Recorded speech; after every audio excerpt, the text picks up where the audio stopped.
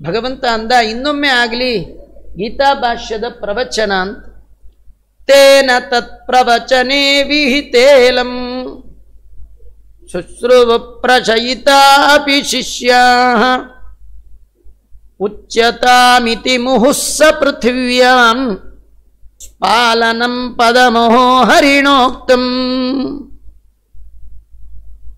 ಮಧ್ವಾಚಾರ್ಯರು ಅದರ ಪ್ರವಚನವನ್ನು ಮಾಡಿದ್ದಾರೆ.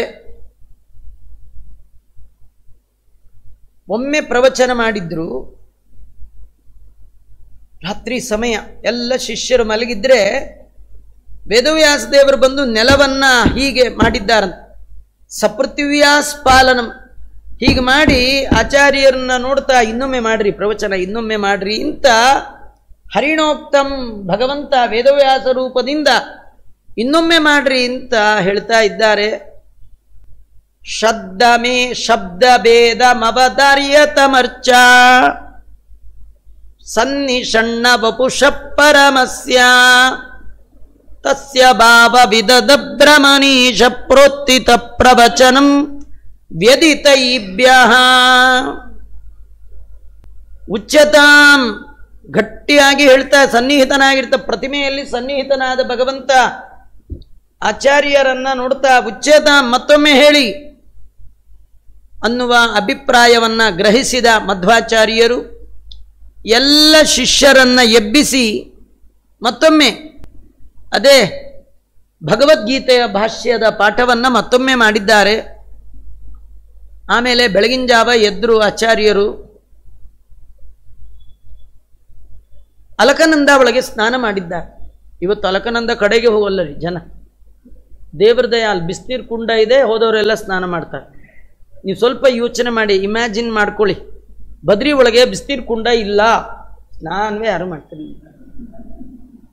ಬೇಕಾದ್ರೆ ಒಂದು ಶ್ಲೋಕನೇ ಮಾಡಿ ಇಟ್ಟುಬಿಡ್ತಿದ್ರು, ಬದ್ರಿ ಒಳಗೆ ಸ್ನಾನ ನಿಷಿದ್ಧ ಅಂತ ಮಾಡಿದ್ರು ಮಾಡ್ಬಿಡೋದು. ಅಲ್ಲಿ ಬಿಸಿನೀರು ಕುಂಡ ಇರೋದ್ರಿಂದ ಸ್ನಾನ. ಅಲಕನಂದ ಏನ್ರಿ ಮುಟ್ಟಿದ್ರೆ ಹಂಗೆ ನಿಂತ್ಕೊಂಡ್ಬಿಡತ್ ಕೈ. ಎಂತೆಂಥ ಗಟ್ಟಿ ಜನ ಬಿಟ್ಟಿಗೆ ತೇಲ್ಕೊಂಡು ಹೋಗ್ಬಿಟ್ಟಿದ್ದಾರೆ ಅಲ್ಲಿ, ಅಂತಹ ಫೋರ್ಸ್. ಅಲಕನಂದ ಒಳಗೆ ಎರಡೇ, ಒಂದು ಐಸು ಇನ್ನೊಂದು ಫೋರ್ಸು, ಬಿಟ್ರೆ ಇನ್ನೇನಿಲ್ಲ. ಅದು ಮುಟ್ಬಿಟ್ರೆ ಸಾಕು, ಅಷ್ಟು ಶೀತ ಇರ್ತಕ್ಕಂಥ. ಆದರೆ ಆಚಾರ್ಯರು ಅಂಥ ನದಿಯಲ್ಲಿ ಬೆಳಗಿನ ಜಾವ 4:00 ಸ್ನಾನ ಮಾಡೋರು. ಮಜ್ಜನಂ ವ್ಯದಿತ ಶೀತಲ ಗಂಗಾ ವಾರಿ ನಿತ್ಯ ಮರುಣೋದಯ ಕಾಲೇ ಯತ್ಸ್ಪೃಶಂತಿ ನನರಾಹಿಮ ಭೀತ ಅಂಶಯೇವ ಪೃಷತಾಮಧಿಪಸ್ಯ. ಆ ಶೀತಲವಾದ ಗಂಗೆಯಲ್ಲಿ ನಿತ್ಯದಲ್ಲಿ ಅರುಣೋದಯ ಕಾಲದಲ್ಲಿ ಆಚಾರ್ಯರು ಸ್ನಾನ ಮಾಡ್ತಿದ್ರಂತೆ. ನಮ್ಮಲ್ಲೂ ಎಷ್ಟೋ ಜನ ಆಚಾರ್ಯ ನಾವು ಮಾಡಿದ್ದೀವಿ ಅಂತ. ನಾವು ಹೆಂಗೆ ಮಾಡಿದ್ವಿ, ಏನು ಮ್ಯಾಕ್ಸಿಮಮ್ ಮಾಡಿದ್ರು ಒಂದು ತಮಗೆ ನೀರೆತ್ತು ಹಾಕ್ಕೊಂಡು ಹಾಗೆ ಕೂತ್ಬಿಟ್ಟಿದ್ವಿ ಅರ್ಧ ಗಂಟೆ ಅಷ್ಟೇ. ನಮಗೇನು ಮತ್ತೆ ಅವ್ರು ಹಾಗಲ್ಲ, ಇಳಿದು ಮುಳುಗಿ ಮುಳುಗಿ ಮುಳುಗಿ ಮಾಡಿದ್ದಾರೆ. ನೀವು ನೋಡಿರ್ಬೋದು, ಒಂದು ವಿಡಿಯೋ ಕ್ಲಿಪ್ ಇದೆ. ನಮ್ಮ ಪ್ರಾತಸ್ಮರಣೀಯರಾದ ಪೇಜಾವರ ಸ್ವಾಮಿಗಳು ಅವ್ರದ್ದು 60 ವರ್ಷ ಶಾಂತಿ ಒಳಗೆ ಬದರಿಗೆ ಹೋಗಿದ್ರು. ಅವರಿಗೆ 60 ವರ್ಷ. ಆ ಸಂದರ್ಭದಲ್ಲಿ ದಂಡ ಹಿಡಿದು ಮಧ್ಯದಲ್ಲಿ ನಿಂತು ಮುಳುಗಿ ಸ್ನಾನ ಮಾಡಿದ್ರು. ಎಂಥ ವಿಲ್ ಪವರ್ ರೀ! ನಮಗದು ನೋಡೋಕ್ಕೆ ಭಯ. ಸ್ನಾನಗೀನ ದೂರತೋಪಾಸ್ತ. ತುಂಬ ದೇವರು ಕೈಯಲ್ಲಿ ಮೈಯಲ್ಲಿ ಶಕ್ತಿ ಕೊಟ್ಟಾಗ ಒಂದು ಮುಳುಗ್ಬೋದಷ್ಟೇ ವಿನ ಹುಡುಗಾಟ ಪಡಗಾಟ ಅಲ್ಲಿ ನಿಂತ್ಕೊಂಡೆ ಓಂ ಬೂಹು ಅಂದೆ ಅವೆಲ್ಲ ಅಂದ್ರಿ ನಿಮ್ಮ ಹೆಸರಲ್ಲಿ ಇನ್ಯಾರು ಸಂಕಲ್ಪ ಮಾಡಬೇಕಾಗತ್ತೆ. ನೀವು ಒಮ್ಮೆ ಓಂ ಬೂಹು ಅಂದ್ರೆ ಮುಗಿತಟ್ಟೆ, ಬೂಹಕ್ಕೆ ನೀವಿಲ್ಲ, ಬೇರೆಯವ್ರಿಗೆ ಚಾನ್ಸ್ ಅದು. ಚತುಸ್ರೋ ಘಟಿಕಾ ಪ್ರಾತರ್ ಅರುಣೋದಯ ಉಚ್ಯತೆ ಯತೀನಾಂ ಸ್ನಾನ ಕಾಲೋಯಂ. ಯತಿಗಳಿಗೆ ಅರುಣೋದಯ ಆ ಕಾಲದಲ್ಲಿ ಸ್ನಾನ ಮಾಡಬೇಕು. ಆಚಾರ್ಯರು ಪ್ರತಿನಿತ್ಯ ಅರುಣೋದಯದಲ್ಲಿ ಎದ್ದು ಅವಗಾಹನ ಮಾಡ್ತಾ ಇದ್ದಾರೆ. ಇದನ್ನು ನೋಡಿಯೇ ನೀವು ತಿಳ್ಕೊಳ್ಳಿ ಅದು ವಾಯುದೇವರು ಅಂತ. ವಾಯುದೇವರಲ್ಲದವರಿಗೆ ಆ ರೀತಿ ಸ್ನಾನ ಮಾಡುವ ಸಾಮರ್ಥ್ಯ ಬರಲಿಕ್ಕೆ ಸಾಧ್ಯವೇ ಇಲ್ಲ. ಆಚಾರ್ಯರು ಬದರಿಕಾಶ್ರಮದಲ್ಲಿ ಕಾಷ್ಟಮೌನವನ್ನು ಮಾಡಿದ್ದಾರೆ. ಕಾಷ್ಟಮೌನ ಮದದಾದುಪವಾಸಂ ಶುದ್ಧಮಪ್ಯಕೃತ ಶುದ್ಧ ಹೃದಿಚ್ಛನ್ ನಿತ್ಯ ತುಷ್ಟ ಹರಿತೋಷ ವಿಶೇಷಂ ಚಿಂತಯನ್ ಪ್ರಭುಮನಂತ ಮಠಾಂತ. ಸದಾ ಶುದ್ಧಾಂತಃಕರಣರಾದ ಆಚಾರ್ಯರು ತಮ್ಮ ಮೇಲೆ ಪ್ರಸನ್ನನಾದ ಹರಿಯ ಮತ್ತು ಪ್ರಸನ್ನತೆ ಅದನ್ನು ಬಯಸಿ ಅವನನ್ನೇ ಚಿಂತನೆ ಮಾಡ್ತಾ ಅನಂತ ಮಠದಲ್ಲಿ ನೆಲೆಸಿ ಕಾಷ್ಟಮೌನವನ್ನು ಮಾಡಿದ್ದಾರೆ. ಪೂರ್ಣ ಉಪವಾಸ ಮತ್ತು ಕಾಷ್ಟಮೌನ. ಕೆಲವರು ಮೌನವ್ರತ ಅಂತ ಮಾಡ್ತಾರ್ರಿ, ಆ ಬಾಯಲ್ಲಿ ಮಾತಾಡಲ್ಲ, ಕೈಯಲ್ಲಿ ಹಿಂಗೆಲ್ಲ ಅಂತಾನೆ ಇರ್ತಾರೆ. ಮಧ್ವಾಚಾರ್ಯರ ಮೌನವ್ರತ ಅಂದರೆ ಕಟ್ಟಿಗೆ ಹಾಗೆ ಇದ್ದುಬಿಡುತ್ತೆ.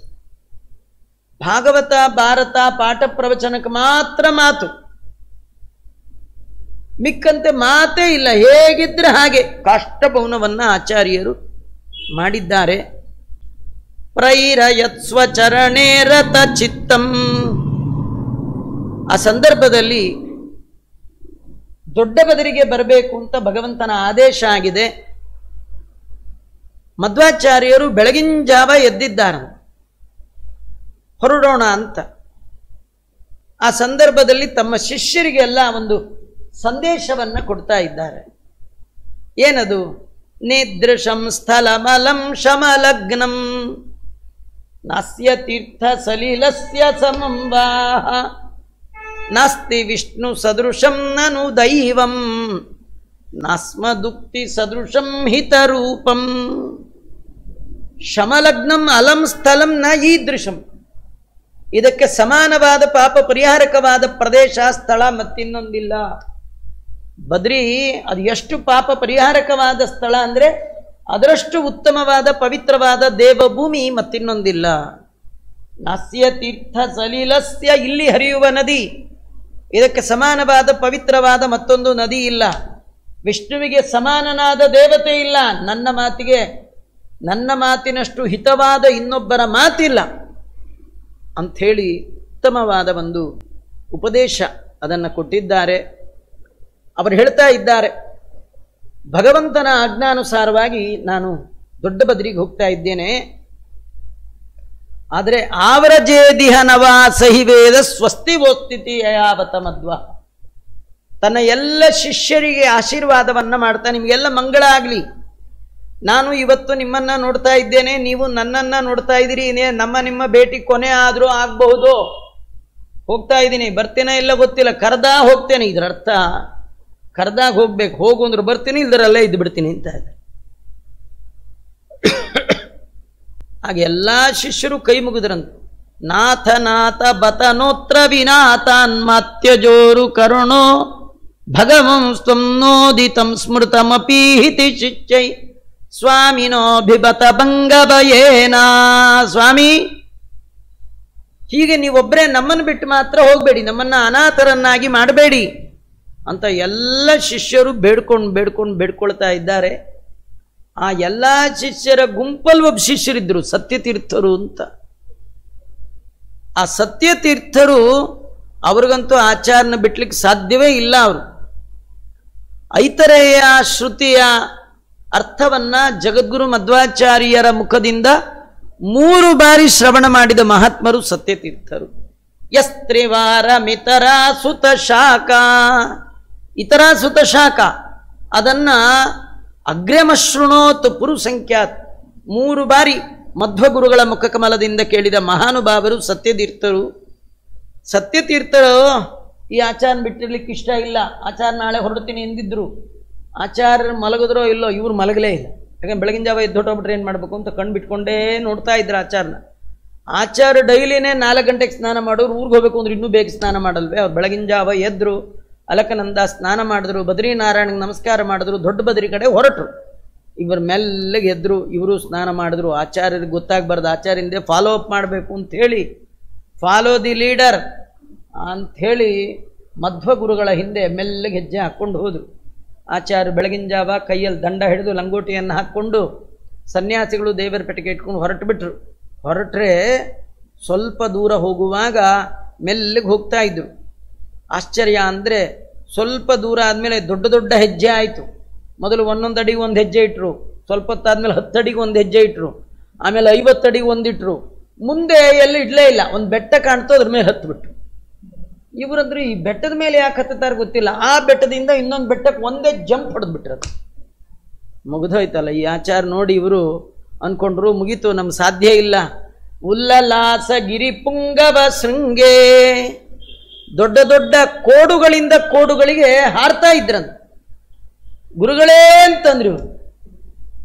ಆಚಾರ ಹೀಗೆ ತಿರುಗಿ ನೋಡ್ರಿ, ಬರಬೇಡ ಅಂತ ಹೇಳಿದ್ನ ಇಲ್ವಾ? ಎಷ್ಟೋ ಬಾರಿ ನಿಮಗೆ ನೆನಪು ಮಾಡ್ಕೊಳ್ಳಿ, ನಿಮ್ಮ ತಂದೆ ಜೊತೆಗೆ ನೀವು 4 ವರ್ಷ 5 ವರ್ಷದವರಿದ್ದಾಗ ನಿಮ್ಮ ತಂದೆ ಜೊತೆಗೆ ನಿಮಗೆ ನಡಿಲಿಕ್ಕೆ ಆಗ್ತಿರ್ಲಿಲ್ಲ. ತಂದೆ ಜೊತೆಗೆ ಎಲ್ಲರೂ ಮಕ್ಕಳು ವಾಕ್ ಮಾಡಿದ್ರೆ ತಂದೆ ಇಷ್ಟು ದೊಡ್ಡ ಹೆಜ್ಜೆ ಇಟ್ಟರೆ ಅಪ್ಪ ಮಗು ಓಡ್ತಾ ಬರ್ಬೇಕು ಅಲ್ವಾ? ಜಗತ್ತಿಗೆ ತಂದೆ ಹನುಮನಮ್ಮ, ತಾಯಿ ತಂದೆ ಅಂತ ಮಧ್ವಾಚಾರ್ಯರು ಹೆಜ್ಜೆ ಇಟ್ರೆ ಹೇಗೆ ಇಡಬೇಡ ರೀ. ಎಲ್ಲಿ ಸತ್ಯತೀರ್ಥರು, ಎಲ್ಲಿ ಮಧ್ವಾಚಾರ್ಯರು? ವಾನರೇಂದ್ರ ಇವ ವಾಯುಜೋಸೌ ಭೀಮಸೇನ ಇವ ದಾನವ ಭೀಮ ಉಲ್ಲಲಾಸ ಗಿರಿ ಪುಂಗವ ಶೃಂಗೆ ಸವ್ರಜನ್ರುಜಿನ ನಾಶನ ನಾಮ. ದೈತ್ಯರಿಗೆಲ್ಲ ಭಯಂಕರಾದ ಭೀಮಸೇನ ದೇವರಂತೆ ಕಂಗೊಳಿಸ್ತಾ ಇದ್ದಾರೆ. ವಾಯುವೇಗದಿಂದ ಆ ದಕ್ಷಿಣ ಸಮುದ್ರವನ್ನು ದಾಟಿಸಿದ ಹನುಮಂತ ದೇವರಂತೆ ಕಾಣ್ತಾ ಇದ್ದಾರೆ. ಪುಣ್ಯನಾಮರಾಗಿರ್ತಕ್ಕಂಥ ಮಧ್ವಾಚಾರ್ಯರು ಪರ್ವತದ ಶಿಖರಾಗ್ರದಿಂದ ಇನ್ನೊಂದು ಶಿಖರಕ್ಕೆ ಹಾರ್ತಾ ಇದ್ದಾರೆ. ಇವರು ಕೈ ಮುಗಿದ್ಬಿಟ್ರು. ಖಂಡಿತ ಇವರು ನಮ್ಮ ಗುರುಗಳು ಸಾಮಾನ್ಯರಲ್ಲ. ಗುರುಗಳೇ ಅಂದ್ರು. ಆಚಾರ ನೋಡಿದ್ರು, ಬರಬೇಡ ಅಂದ್ರು ಕೇಳದೆ ಬಂದಿದೀಯಾ ಅಂತ ಹೇಳಿ ಅವರೇನು ಮಾಡಿದ್ದಾರೆ, ಒಮ್ಮೆ ಉಫ್ ಅಂದ್ರಂತ. ಗಾಳಿ ಊದಿದ್ರೆ ಎಷ್ಟು ದೂರ ಬಂದು ಕಿಲೋಮೀಟರ್ ಗಟ್ಟಲೆ ಬಂದಿದ್ರಲ್ರಿ. ಆ ಕಡೆಯಿಂದ ಮಧ್ವಾಚಾರ ಉಫ್ ಅಂದ್ರೆ ಆ ಗಾಳಿ ಇವರಿಗೆ ತಾಕಿ ಇವರು ಮೊದಲು ಯಾವ ಟೆಂಟಲ್ಲಿದ್ದರೆ ಆಶ್ರಮದ ಅಲ್ಲಿ ಬಂದು ಕೂತ್ಬಿಟ್ರು. ಈ ಅಲ್ಲೇ ಇದ್ದ ಶಿಷ್ಯರಿಗೆ ಆಶ್ಚರ್ಯ, ಸ್ವಾಮಿ ಎಲ್ಲೋಗಿದ್ರೆ ಏನು ಸಮಾಚಾರ ಅಂದಾಗ ಅವ್ರ ಹಿಂದೆ ಫಾಲೋ ಮಾಡಿದಾಗ ನಡೆದ ಘಟನೆಗಳನ್ನು ಸತ್ಯತೀರ್ಥರು ವರ್ಣನೆ ಮಾಡ್ತಾರೆ. ತುಂಬ ಅಪರೂಪ.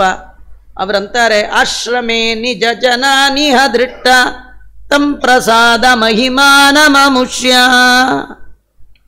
ಅನಂತ ಮಠದ ಆಶ್ರಮದಲ್ಲಿ ತಮ್ಮ ಜೊತೆಗಾರರನ್ನ ಸತ್ಯತೀರ್ಥರು ಕಂಡು ತಮ್ಮ ಗುರುಗಳಾದ ಮಧ್ವರ ಮಹಿಮೆಯನ್ನ ಬಹುವಾಗಿ ಕೊಂಡಾಡ್ತಾ ಇದ್ದಾರೆ.